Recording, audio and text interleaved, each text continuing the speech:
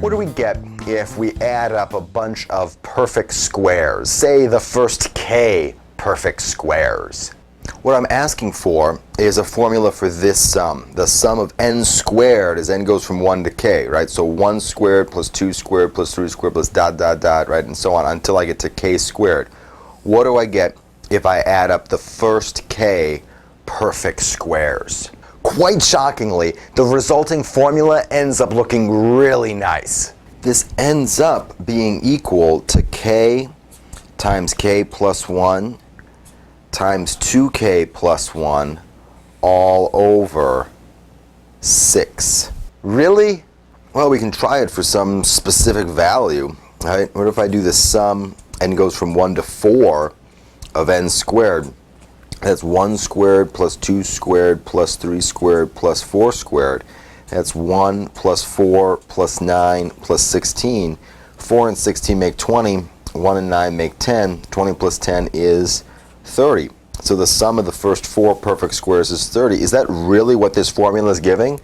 Well, let's check it out. So I'm going to put in 4 for k. 4 times 4 plus 1 times 2 times 4 plus 1 all over 6. What's that? Well, that's 4 times 5 times 2 times 4 plus 1 is 9 divided by 6. 6 is 2 times 3, so the 2 kills part of the 4 and part of the 9 to give me 2 times 5 times 3. And yeah, I mean 5 times 3 is 15, twice 15 is 30. It really works, at least for the value 4. Of course, this isn't a proof in general. So how am I going to verify that that statement is true? Well, one argument is a geometric argument, really a proof by picture. So here's a geometric or a diagrammatic way of writing down 1 squared plus 2 squared plus 3 squared plus 4 squared. Now I know there's 30 dots here, right? But I'm trying to draw a diagram that suggests a general pattern.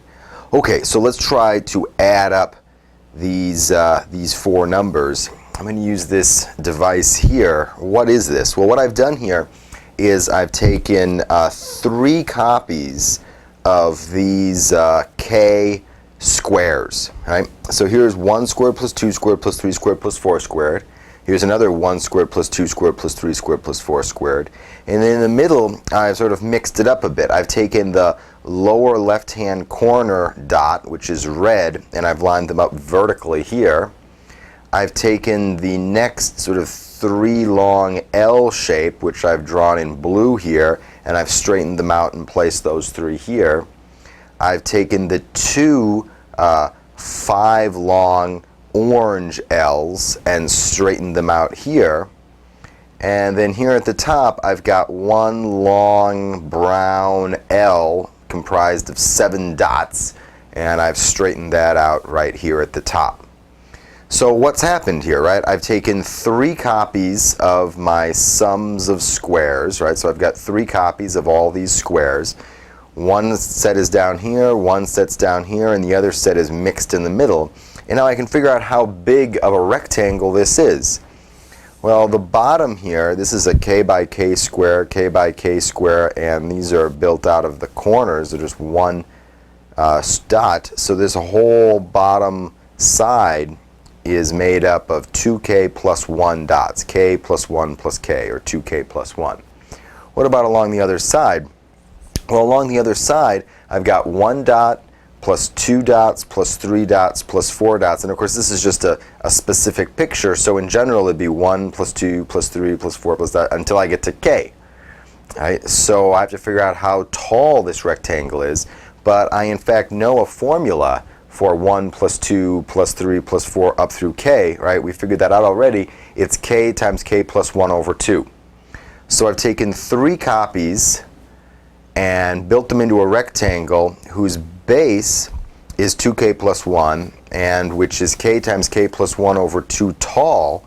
So that means that this sum, which is what I'm trying to compute, must be, well, it's the height of this rectangle times the width of this rectangle divided by 3, since I used 3 copies of of these squares to build the big rectangle. So I end up dividing by 3. And this is in fact the formula that we had, right? The original formula was k times k plus 1 times 2k plus 1 all over 6.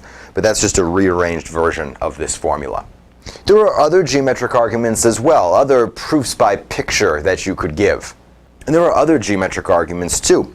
Here's another way to get at this sum of squares formula. I could write down my sum of squares as something built out of little tiny cubelets, right? Here I've got 1 cube. Underneath I've got 2 squared cubes, right? But this is a 2 by 2 by 1 block. Underneath I've got 9 little cubes, right? It's a 3 by 3 by 1 block. And underneath that I've got 16 cubes, a 4 by 4 by 1 block, right? And I can imagine this thing is k high. I take 6 copies of this pyramid, fit them together, flip one over and so forth, until I end up with a k by k plus 1 by 2k plus 1 box, right? And that box must be comprised of k times k plus 1 times 2k plus 1 little tiny cubes. And since I used 6 copies of this thing, well, that means the number of cubes in this thing, which is the sum of 1 squared plus 2 squared plus, until I get to k squared, right? That sum must be k times k plus 1 times 2k plus 1 divided by 6.